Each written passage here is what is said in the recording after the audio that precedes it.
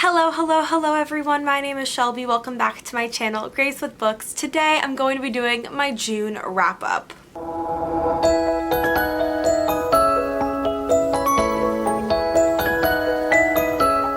I'm really excited about this wrap-up because I read a lot of books in June. I don't even know how I read that many books. I don't remember reading that many books. Then I counted it all up on Goodreads and it ended up that I had read 11 books in June. I honestly don't know how that even happened. That being said, there are a lot of books to go over and I don't want this video to be like 20-30 minutes long, so I'm gonna do my best to keep the reviews and summaries as short and concise as possible. So without further ado, we're just gonna get into it. The first book I read in June was Kingsbane by Claire Legrand, which is the second book in the Furyborn series. I gave this book 4 stars. I really enjoyed it. I think I enjoyed it more than the first book.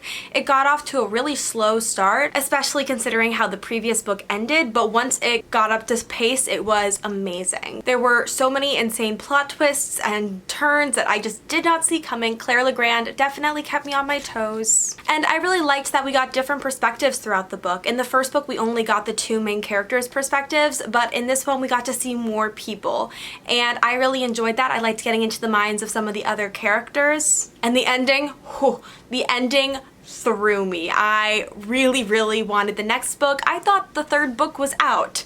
It is not out, and now I have to wait until October 13th, 2020 to find out what happens. And overall, if you're just a fantasy lover and just want a new type of fantasy, I highly recommend this series. I loved it. 4 stars. The next book I read in June was actually a contemporary, and it is The Kiss Quotient by Helen Huang. I read The Bride Test back in April for the Owl, and it's actually the 2nd book of this series, though each book is based on new characters, so you don't have to actually read them in order, which obviously I didn't, but I really enjoyed this book as much as I enjoyed The Bride Test. Helen Huang may be one of my new favorite writers. She just puts so much heart and soul into her books. I love that her love interests are neurodiverse. They are quirky and funny, and they're smart characters. It's just such a powerful, sexy romance that I highly recommend. It tells a story about Stella, who has Asperger's and decides that she wants to practice being in a relationship before she actually has one, so she hires an escort named Michael to help her get more comfortable with intimacy.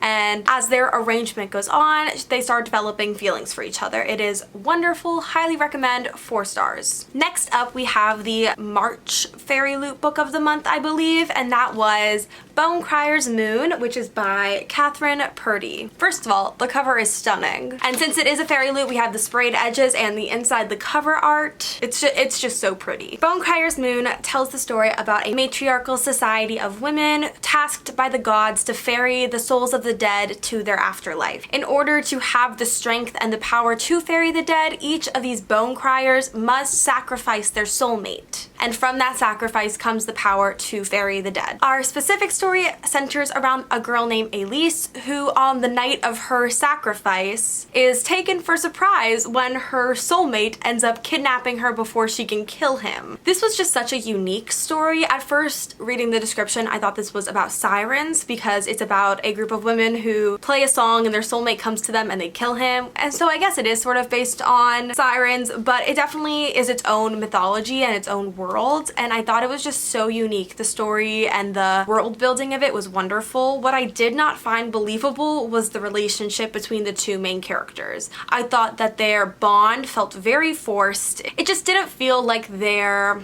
journey together felt believable. It just seemed very forced to me. The romance I feel like the author just wanted them to be a couple, and so poof, they were a couple. There were no signs of growth in the relationship. One second they're hating each other and the next second they love each other. It was just very annoying to me how that happened. I just wish the author had taken more time to create a believable bond between the 2. I gave this book 3 stars. I will still read the next book in the series. I'm hoping that, you know, it'll get more interesting and we'll learn a little bit more about the society of the Bone Criers, because that is really truly what I found most interesting about the story, but you know, we'll see. Next up, we have One Dark Throne by Kendare Blake. This is the second book in the Three Dark Crowns series, and it basically picks up almost immediately after the events of Three Dark Crowns.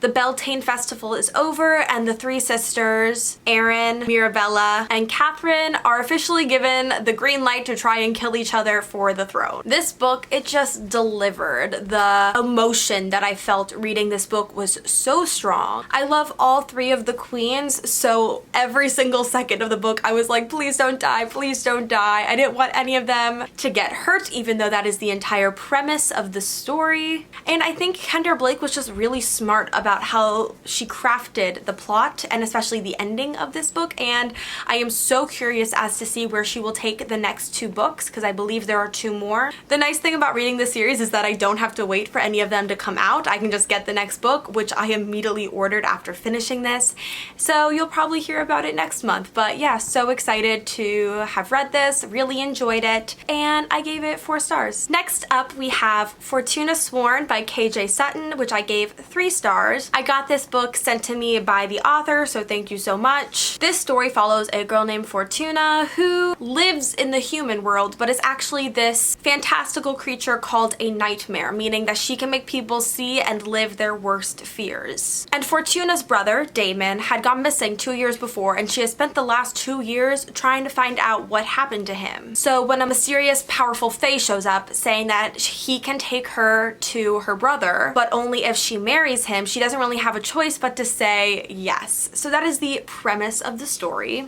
I think that the whole mythology of the story was really interesting. All of these otherworldly creatures are called Fallen. They're all called the Fallen because all of them, the vampires, the werewolves, the goblins, were all descended from fallen angels. And I liked Fortuna just fine, but what I didn't love about this book was its use of overused tropes and plot points. I hate a love triangle, and this had one. I can't stand them. It is such an overused thing. This book definitely draws from fantasy books before it. So when I read it, I just felt like I was reading the same thing I had a million times. So I gave this 3 stars. Next up, we have The Beautiful by Renee Audier. I gave this 3.5 stars.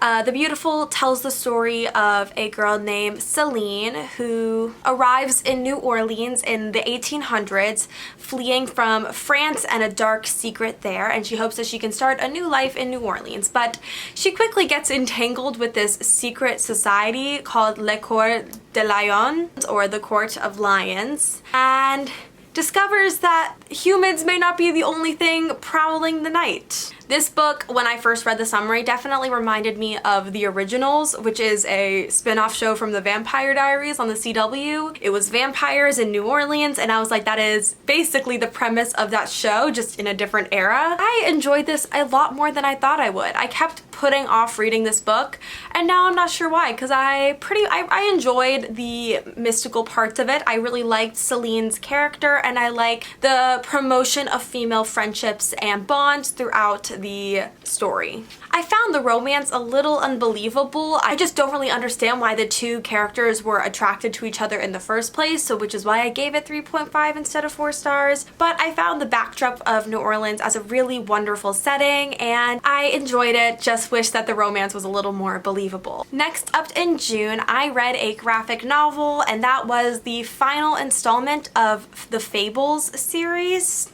I have the deluxe edition, which is why it's all pretty. This is like the final volume of the Fables story. For those of you who do not know what the graphic novel of Fables is about, imagine the show Once Upon a Time. It is very similar to that. It is about a bunch of fairy tale creatures who have relocated into our world after a war drove them out of their homeland. Instead of living in some secluded mystical town called Storybrooke, these characters live right in the middle of a city, blending in with everyday people. So much has happened over the past 15 volumes. I don't think I can summarize this well without spoiling anything, but it is really such a creative story. I love fairy tales, and I love seeing them reimagined this way, and the artwork is stunning. There are just so many beautiful images throughout, and I just love all these characters, and I was so sad to have it end. I gave this 4 stars. Okay, only 4 more books, I promise. Next up, we have Ragin Ruin by Jennifer L. Armentrout. This is the second book in the Harbinger series,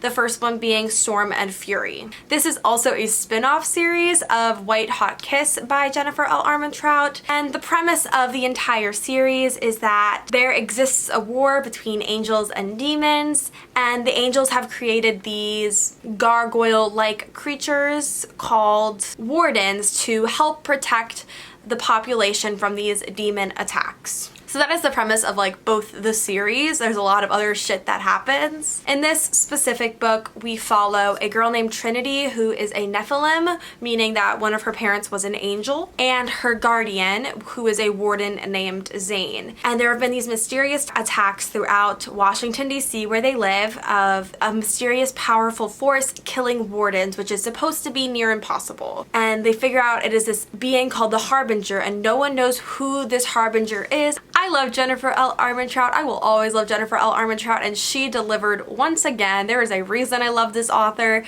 It is because her storytelling ability is unparalleled in my mind.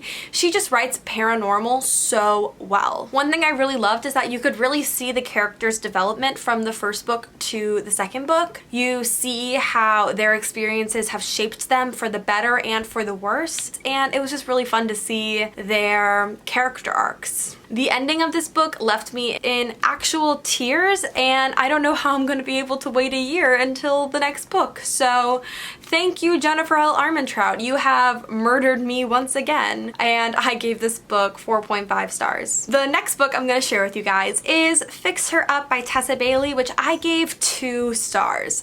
I did not like this book. I thought I would. I picked it up because I thought it would just be like a fun summer romance about a handyman and a party clown, but what it ended up being was just an extremely cliche example of so many tropes stuffed into a book. You have the fake boyfriend trope, you have the brother's best friend trope, you have these unbelievable circumstances that just pull you out of the story. There really just was no substance to the plot, and yes, while some of the jokes were funny and some of the moments were cute, it just didn't give me that level of satisfaction that romances like the Kiss Quotient give me. So 2 stars for Fix Her Up. Almost 1 star if it wasn't as funny as it was, but yeah, it's 2 stars for me. The next book I am so excited to talk about because it probably was my favorite book of June, and I actually got this as an ARC from Penguin Teen, so thank you guys so much again for sending it to me, and that would be The Goddess in the Machine by Laura Beth Johnson. This was an awesome sci-fi book. For fans of Aurora Rising, I think you will also really enjoy this book. It is about a girl named Andra who was put in cryosleep in the year 2132, expecting to wake up 100 years later on a new planet with her family that they were going to colonize, but instead wakes up in 1,000 years with all of her family dead and the native inhabitants of the place she woke up in calling her goddess. These people in this futuristic civilization seem to think that she is a higher being, and she has to figure out what to do with that and how to get home. This was just so amazing. I had actually never heard of it before I got it sent to me, and so delivered. I forgot how much I missed sci-fi books, and this totally brought me back in. It's been a while since I've read one, and I just really enjoyed this. Laura Beth Johnson just did a really great job in the world building of this new futuristic society on a different planet. There were so many amazing plot twists and turns I never saw coming, and just the characters were so interesting, and I just really enjoyed figuring out the mystery of Andra and what happened to her. So I gave this book 5 stars, and I just adored it. It is actually out now, so be sure to get your copy. Finally, the final book that I read in June was also an ARC provided to me by Penguin Teen through NetGalley, and that would be the second book in the Beautiful series, The Damned. This book is coming out July 7th, so for those of you who read The Beautiful, I highly recommend picking up the second book because it took the world of The Beautiful and burst it wide open. There was just so much more substance to this plot. There were higher stakes. The characters were just so much more interesting in this book, and you really get to understand this otherworldly underground that's living beneath our feet. With the introduction of werewolves, we also get fae in this book, and it's just amazing the mythology that Renee Ahdieh has created, and The Damned really just shook me to my core. I thought I had a very clear understanding that this was just gonna be a vampire romance series, but it is so much more than that, and I highly, highly recommend the second book in The Beautiful. Especially if you didn't love The Beautiful, you might like The Damned more. And those were all the books that I read in June. I am kind of out of breath right now from talking about those 11 books. What were your guys' favorite books from June? How are you planning to read any of the books I did? Have you read any of the books I did, and what were your thoughts? Please let me know down in the comments. If you guys liked this video, don't forget to like, subscribe, and comment. Hit the notification bell to get updates on when I post. I post every single Monday and Thursday, and I'll see you guys in the next one.